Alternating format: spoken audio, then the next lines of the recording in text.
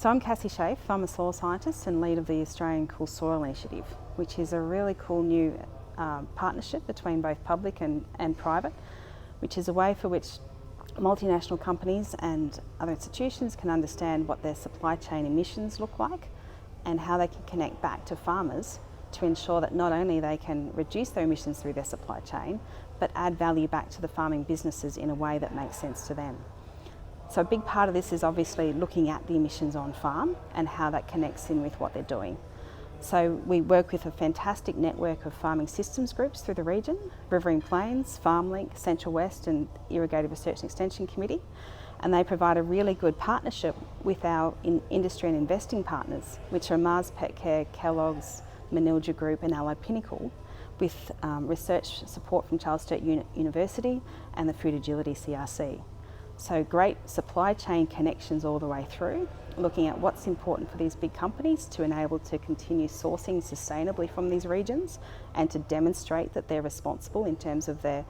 the products that they make and where they source from, all the way through to ensuring that the farmers that they're supplying, who are supplying the grain, are as supported and up to date with what's happening in the emission space as possible. So it's a completely supported partnership all the way through.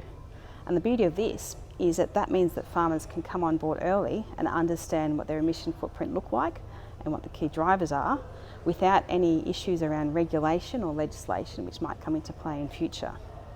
So that with that, we identified early on that soil carbon was a very key player in terms of emissions from on-farm. And as part of that, we're looking at what management strategies farmers might be able to do to help support maintaining that carbon values and potentially increasing.